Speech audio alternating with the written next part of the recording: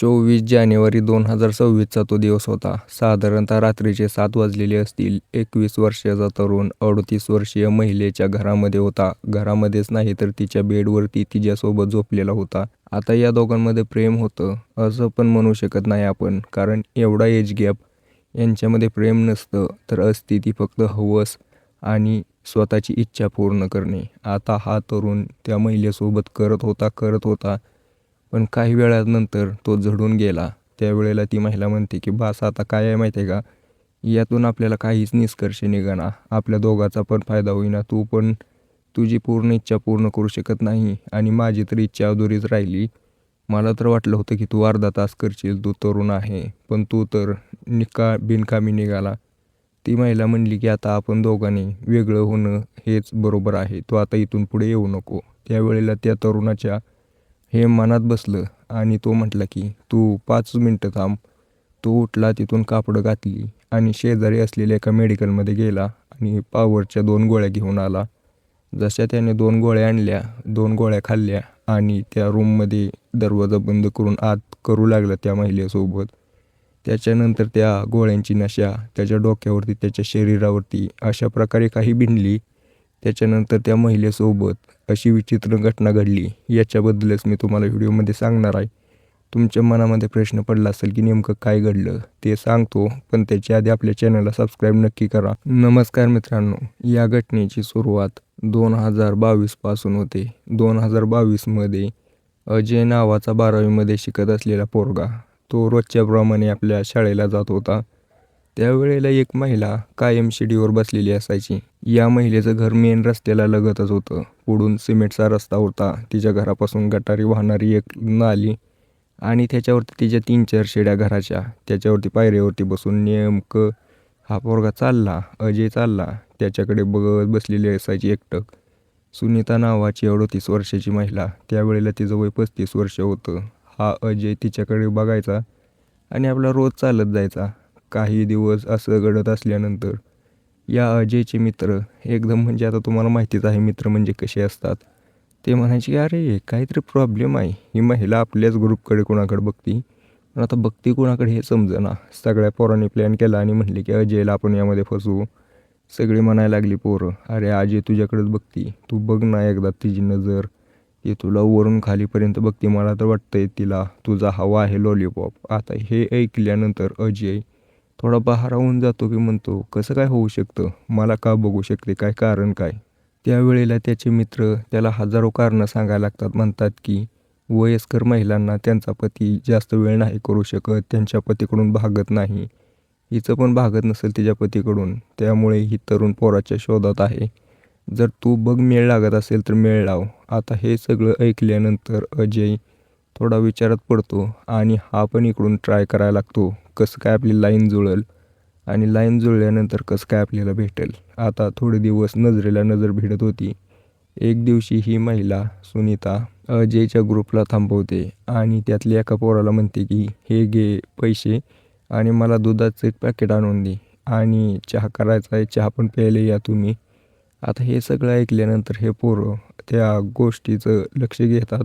आता हे सगळं ऐकल्यानंतर तो अजय तिथंच थांबतो आणि बाकीची पोरं जाऊन दुधाचं पॅकेट घेऊन येतात.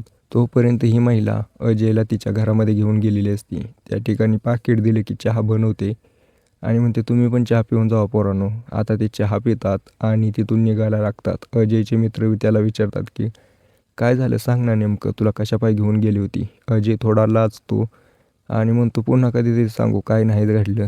आता हे सगळं ऐकल्यानंतर त्याच्या मित्रांची या मनातली क्युरिओसिटी म्हणू शकता किंवा एक ती जाणून घ्यायची इच्छा एवढी विकोपाला गेली होती की ते आता अजयला लालच देऊ लागले होते. काही नाही ते नाही म्हणायचे, तो सांगच आम्हाला. त्यावेळेला अजयने सांगायला चालू केलं.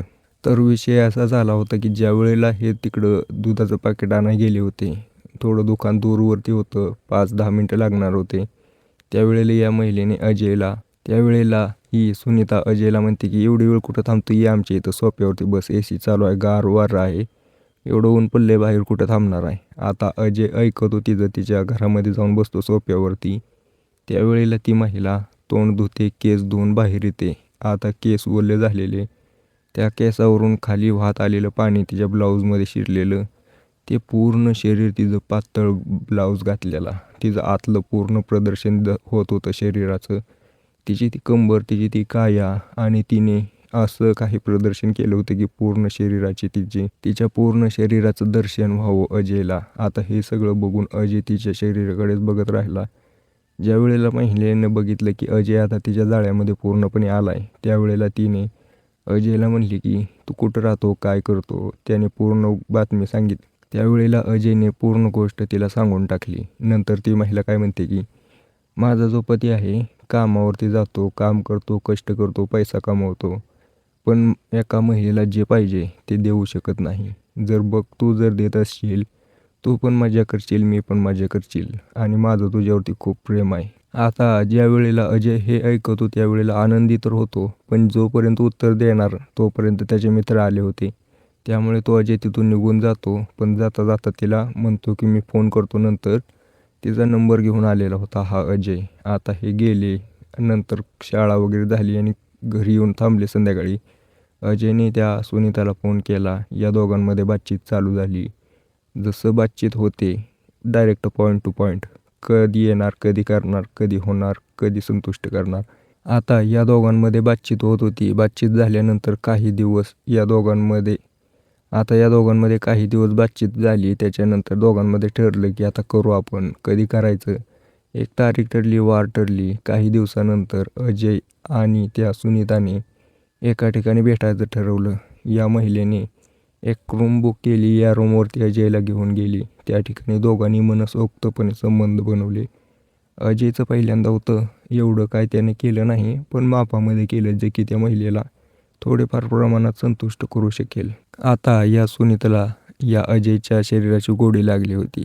त्यामुळे ती अजयला कायम बोलवायची, इकडं बोलव, तिकडं बोलव, तिचा पती घरी नसला की घरी बोलव. हे सगळं चालूच होतं. पण हळूहळू जसा टाईम जाईल, अजय अभ्यासाच्या ताणामुळं, परीक्षा द्यायची, काहीतरी बनायचं, याच्या टेन्शनमुळं तो पण आता लवकर झडू लागला होता. एक दिवशी असंच संबंध करत असताना अजय लवकर झडून गेला. ही महिला म्हणली तुझ्यात काय दम राहिला नाही, तू बास कर, आता येऊ नको. अजयच्या मनाला लागलं. त्याने 2 गोळ्या घेतल्या. जसं मी तुम्हाला सुरुवातीला सांगितलं, त्या गोळ्या घेऊन तो त्या ठिकाणी आला. गोळ्या खाल्ल्या. अर्ध्या तासानंतर त्याने अशा प्रकारे काही केलं तिच्यासोबत. तिच्या त्या जागेमधून रक्त यायला लागलं, रक्तस्राव व्हायला लागला. एवढं जबरदस्तपणे केलं. आता अजय घाबरला, सुनीता पण घाबरली. सुनीताला समजत नव्हते की काय करू. तिने रक्त थांबवण्याचा खूप प्रयत्न केला, काही झालं नाही. अजय घाबरला होता आणि त्या सुनीताच्या पतीची येण्याची वेळ झालेली होती. अजयला म्हणली तू जा निघून, मी बघते काय करायचं ते. आता ही सुनीता तिचं रक्त थांबवायचा प्रयत्न करत होती, पण काय थांबतच नव्हतं. अजय तर तिथून निघून गेला. 1.5 तासानंतर तिचा पती आला. पती आल्यानंतर तिला हाक मारतो, सुनीता कुठं आहे? सुनीता चहा आण, पाणी आण. काही आवाजच येईना. तो इकडं तिकडं बघतो, किचनमध्ये बघतो, आसपास बघतो, पण कुठंच नाही. रूममध्ये जाऊन बघतो तर काय, तिची पत्नी पडलेली आहे. रक्त येत आहे, हात लावलेला आहे त्या जागेला आणि बेहोश झालेले. तिच्या पतीने सुनीताला उचलून दवाखान्यात घेऊन गेला. डॉक्टरांपाशी गेल्यानंतर डॉक्टरांनी सांगितलं की हिच्यासोबत कुणीतरी अशा प्रकारे संबंध केलेत, जेणेकरून हिच्या त्या जागेतून रक्तस्राव व्हायला लागला जखम झाल्यामुळे. आता सुनीताच्या पतीला समजत नव्हतं की मी तर नाही, कुणी केले. आता ते तर सगळं नंतर बघू म्हणला, आधी हिला नीट करा. डॉक्टरांनी गोळ्या दिल्या, रक्ताच्या 1-2 बाटल्या चढवल्या. नंतर ती नीट झाली. 2-4 दिवसानंतर घरी आल्यानंतर तिने पूर्ण गोष्ट तिच्या पतीला सांगितली. त्यावेळेला तिच्या पतीने तिला वॉर्निंग दिली आणि इथून पुढे करू नको. जे काय असेल ते मला सांग, मी काहीतरी इलाज करून घेतो, पण तू असं करू नको म्हणून सांगितलं. आणि इथंच हा यांचा किस्सा खतम झाला. मित्रांनो, ज्या वेळेला ही घटना सोशल मीडियावरती व्हायरल झाली, त्यावेळेला या घटनेने पूर्ण सोशल मीडियावरती हाहाकार पसरवला होता. बाकी तुम्हाला यामध्ये काय वाटतंय? सुनीताने शेवट अजयशी नातं तोडून बरोबर केलं का नाही? व्हिडिओ आवडला असेल तर लाईक नक्की करा.